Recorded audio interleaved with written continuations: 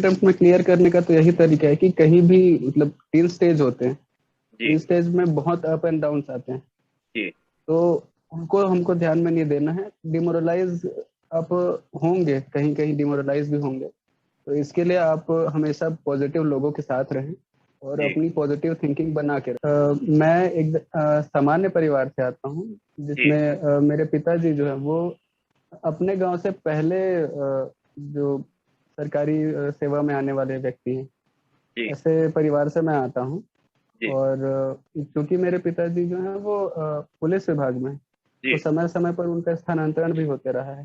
जी और उन्होंने पुलिस विभाग में सबसे नीचे के पद से शुरुआत की है अपनी। जी और उनसे ही मैंने अपने जीवन में जो भी अनुशासन सीखा है, और उसी अनुशासन के साथ मैं अपनी पढ़ाई जारी रखा और अपनी तैयारी को इस मुकाम तक ला पाने में सफल हुआ। उन्हीं निरंतरता और ईमानदारी, 2 चीज मैं मानता हूँ कि आप जी अपनी पढ़ाई के प्रति हमेशा ईमानदार रहें और निरंतर पढ़ाई करें। ऐसा नहीं है जी कि आप एक दिन 10 घंटे पढ़ रहे हैं और दूसरे दिन एक भी पढ़ाई नहीं कर रहे हैं। आप ओके भले ही 2 घंटे या 3 घंटे पढ़ें, लेकिन डेली पढ़ें। मैं ये जी हमेशा करता था कि कम से कम 4 से 5 घंटे डेली पढ़ता था। जी और अपनी पढ़ाई के लिए और अपनी जिम्मेदारियों के प्रति मैं हमेशा ईमानदार रहा। जी इसलिए मुझे लगता है कि प्रथम प्रयास में नहीं, ये एग्जाम क्रैक करने के लिए ये रणनीति मेरी रही है। सर क्योंकि 2019 का जो प्रीलिम था वो मेरा प्रथम प्रयास था, जी तो मेरे पास बहुत ज़्यादा समय तो नहीं था, क्योंकि उसी समय मेरा ग्रेजुएट हुआ था और मैं जी पोस्ट ग्रेजुएशन भी स्टार्ट कर दिया था उस समय। ओके तो मैंने जो भी मेरे पास मटेरियल उपलब्ध थे, जी उसका मैंने रिवीजन पे ज़्यादा ध्यान दिया था। पढ़ तो मैं चुका था ओके पहले से ही, जी और नए मटेरियल्स मैंने कलेक्ट नहीं किए। बस ओके उनका रिवीजन हमेशा, जो भी मैं अपना टाइम टेबल बना के रिवीजन पे ज़्यादा ध्यान देता था। जी और एक मार्केट से कोई भी एक अच्छी सी टेस्ट सीरीज जी जो कि अच्छे लेवल की हो, जी एक टेस्ट सीरीज मैंने ली थी। और रिवीजन पे ही मेरा ज़्यादा फोकस, ये पॉलिटी है। जी पॉलिटी के क्वेश्चन क्वेश्चन ज़्यादा आते हैं और लोगों से बनते नहीं हैं, क्योंकि वो कॉन्सेप्ट बेस्ड होते हैं।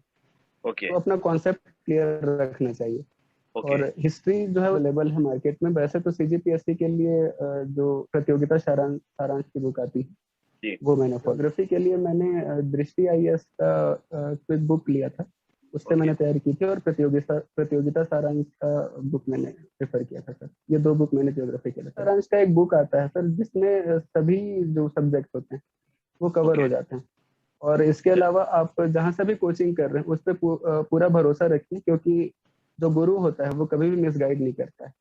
जी तो जिस भी गुरु के पास आप जाते हैं उस पर पूरा अपना समर्पण दीजिए और उस पर विश्वास रखिए।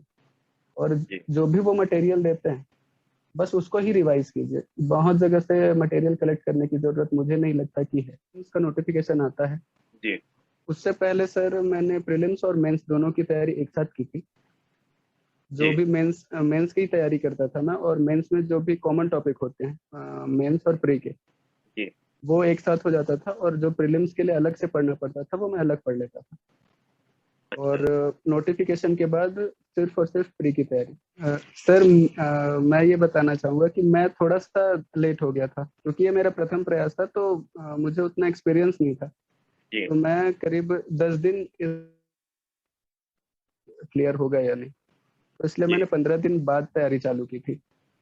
हाँ, यहाँ भी मेरे जो भी मित्र थे उनका सहयोग मैं मानता हूँ, क्योंकि उन्होंने ही मुझे मोटिवेट किया था कि रिजल्ट जो भी हो जी तू तैयारी कर।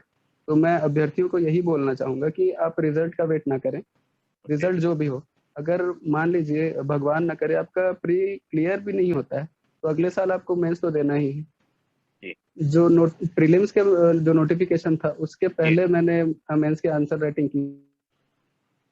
और जो मेंस की तैयारी जब मैंने शुरू की, तब मैंने ये कहीं से सीखा था कि आप कहीं भी कभी भी अपना 100% तैयारी नहीं कर पाओगे।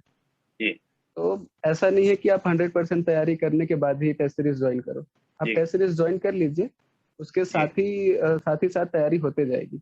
और ऐसा होता है कि जब आप आंसर राइटिंग करेंगे तो उसमें आपको अपनी कमियां नजर आने लगेंगी, फिर उसको जी सुधारते जाइए और अपनी तैयारी जारी रखिए। 6 के लिए जो फिलोसफी है, लोगों को फिलोसफी थोड़ी टफ लगती है, जी तो मैंने फिलॉसफी के लिए हमेशा से एक कॉन्सेप्ट बनाने को ज़्यादा ध्यान में दिया कि जो भी फिलोसफर है जी उसकी फिलॉसफी मैं खुद पहले समझ सकूं। जी फिलॉसफी समझने के बाद उस आंसर को लिखने में ज़्यादा मज़ा आता है और वो इफेक्टिव भी लगता है। ओके ये बनाए थे कि 2 या 8 मार्क्स के लिए मैं जी जो भी टॉपिक पढ़ता था मैं उसमें उसको समझने की कोशिश करता था ताकि अगर 2 नंबर में भी वो आता है वो टॉपिक जी तो मैं उसका जो सार बात है वो 2 लाइन में लिख सकूं। तो जी मैंने नोट्स नहीं बनाए थे सर अलग-अलग मार्क्स के लिए अलग-अलग। अटेम्प्ट में क्लियर करने का तो यही तरीका है कि कहीं भी मतलब 3 स्टेज होते हैं। जी 3 स्टेज में बहुत अप एंड डाउन्स आते हैं। जी तो उनको हमको ध्यान में नहीं देना है। डिमोरलाइज़ आप होंगे, कहीं-कहीं डिमोरलाइज़ भी होंगे। तो इसके लिए आप हमेशा पॉजिटिव लोगों के साथ रहें और जी अपनी पॉजिटिव थिंकिंग बना के रखें क्योंकि आप जब इस समंदर में उतर गए हैं, जी तो आपको इसको पार करना ही पड़ेगा। जी तो इसके लिए आप हमेशा पॉजिटिव रहें। कोशिश करें कि ऐसे लोगों के साथ रहें जो आपको पॉजिटिव एनर्जी देते हैं और निरंतरता बनाए रखें। Subscribe now and press the bell icon. Never miss an update.